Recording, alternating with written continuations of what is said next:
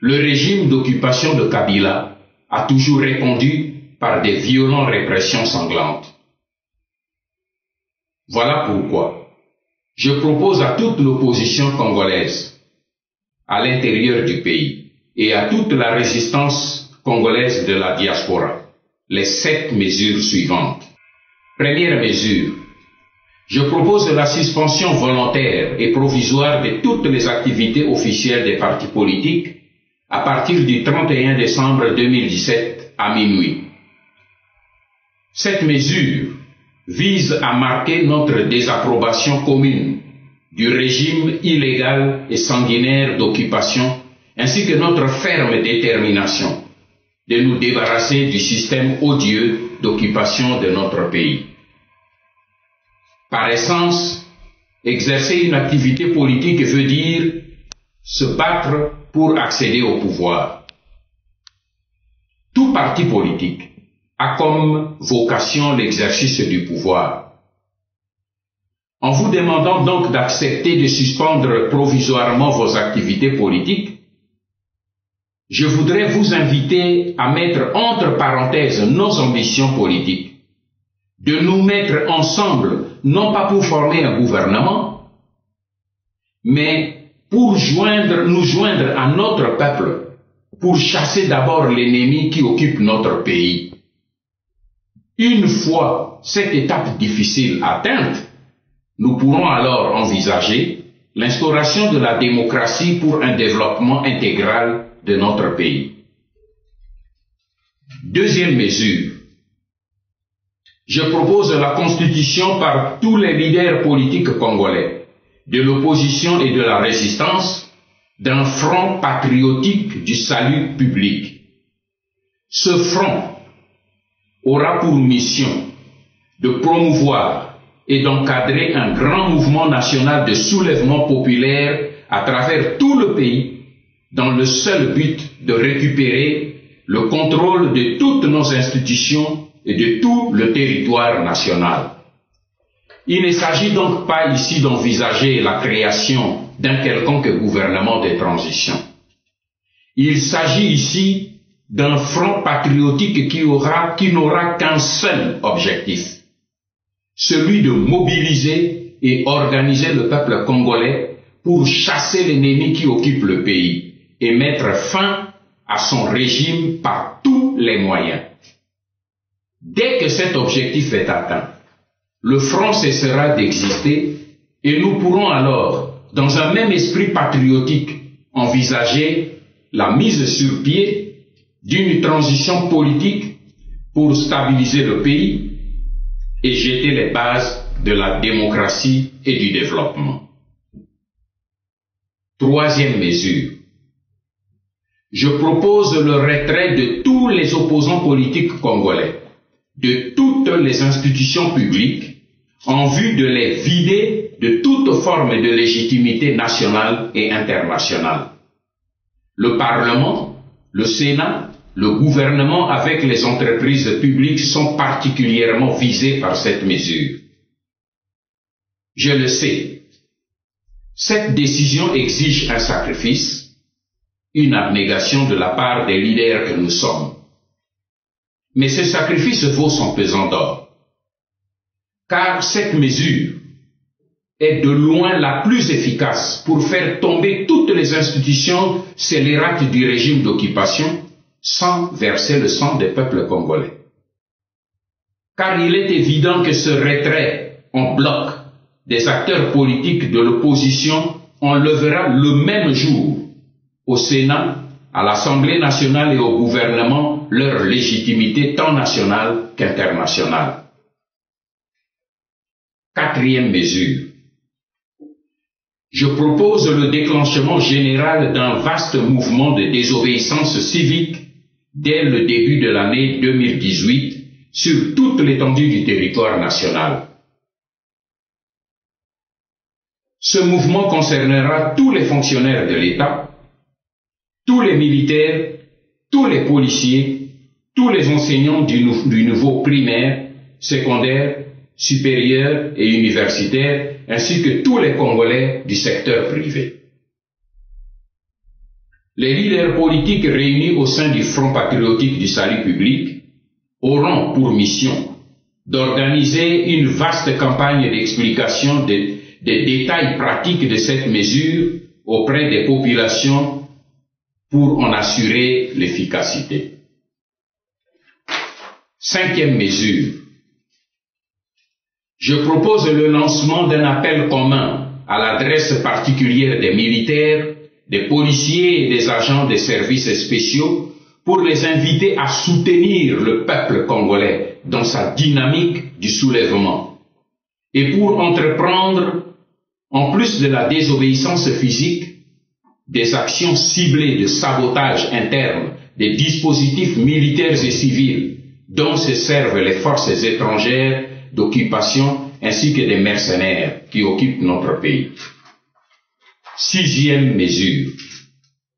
Je propose le lancement d'un appel commun, le moment venu, au peuple congolais de l'intérieur pour l'inviter à s'approprier les symboles du pouvoir, en occupant notamment dans la capitale les sièges des institutions et les symboles du pouvoir tels que la présidence de la République, le palais de la nation, le Parlement et le Sénat, le palais du peuple, la primature, le building de la RTNC, sans oublier les gouvernorats dans tous les chefs-lieux des provinces.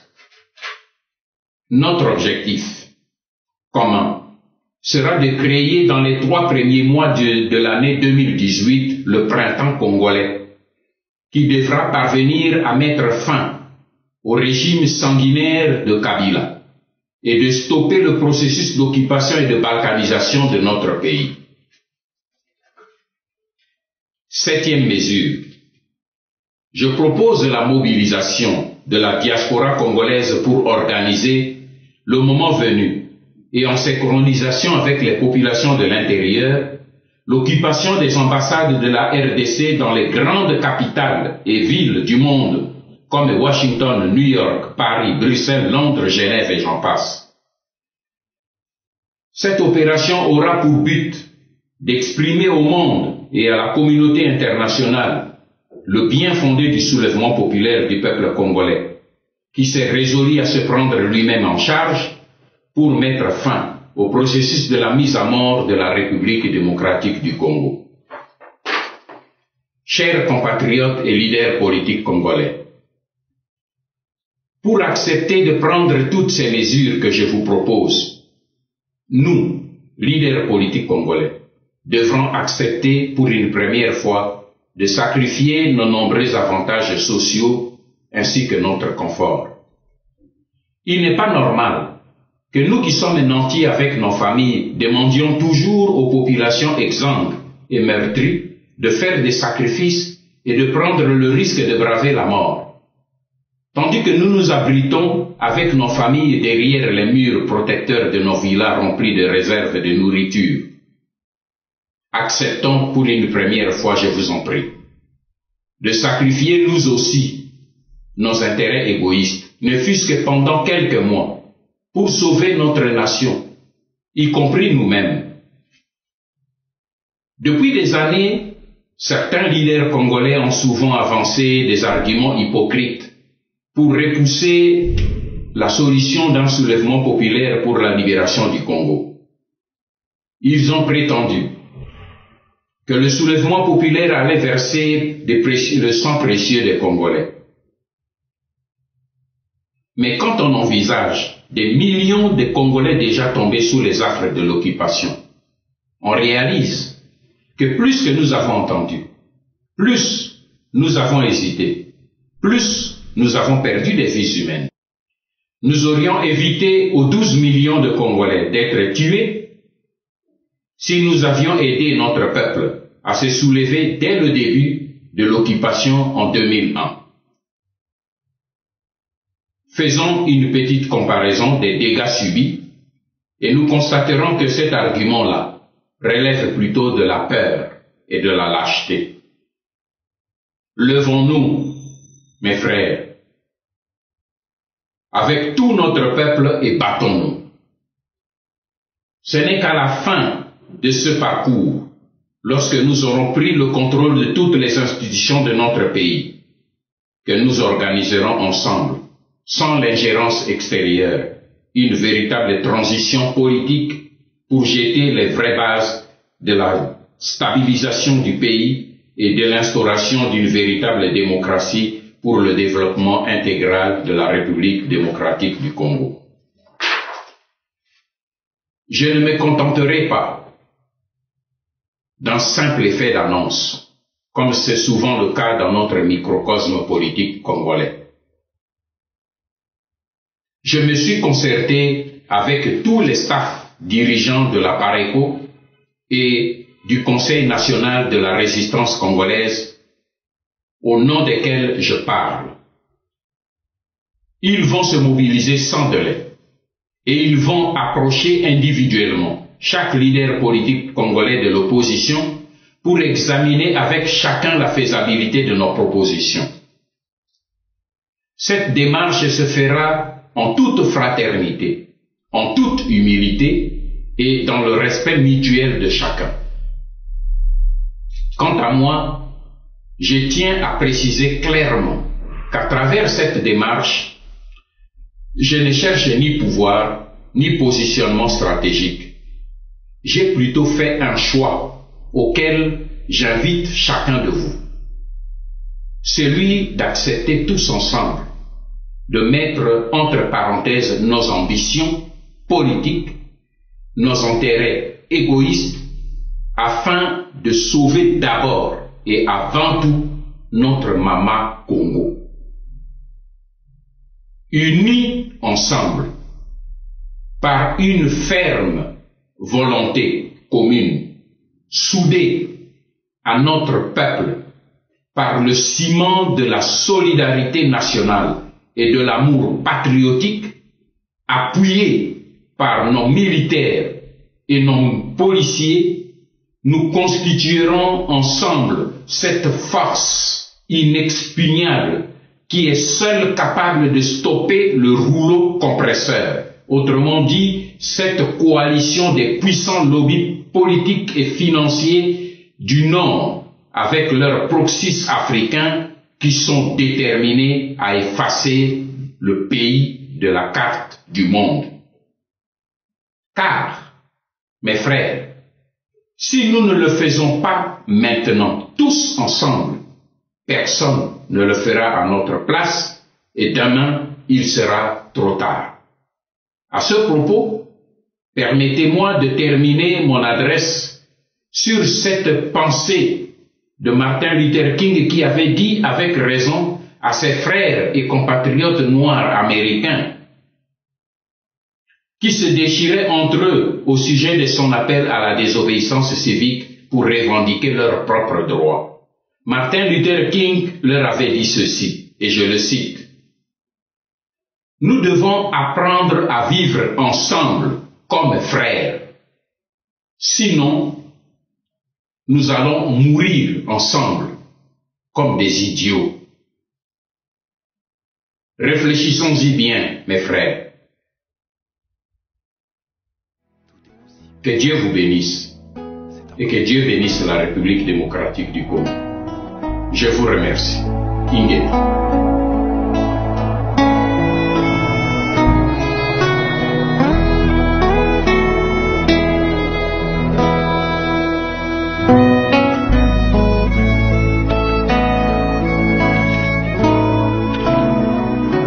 C'est encore possible de vivre les doigts passés, de reprendre force et vidant la main cachée. C'est possible de voir fleurir l'amour cassé et voir les blessures de nos cœurs séchés. C'est encore possible.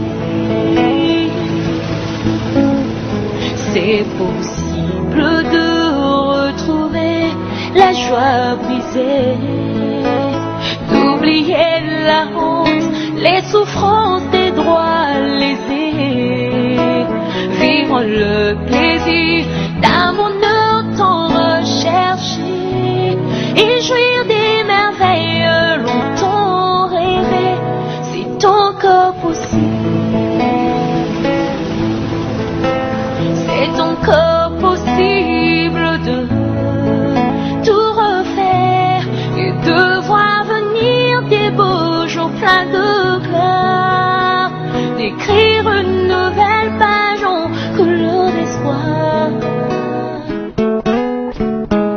C'est possible de renaître, c'est encore possible d'avoir au-delà de tout ce qu'on a perdu, de bien faire la joie de ceux qu'on a aimés. Oui, c'est encore possible de reconstruire ce beau pays. Il y a de l'espoir pour réussir cette nation bénie. C'est encore possible, La grâce est disponible, et même quand c'est pénible, rien n'est impossible. il y a de l'espoir pour ceux qui croient au nom de Jésus-Christ. C'est encore possible, La grâce est disponible, même quand c'est pénible, rien n'est impossible. il y a de l'espoir pour ceux qui croient au nom de Jésus-Christ. Au nom de Jésus-Christ. Alléluia. Il est capable de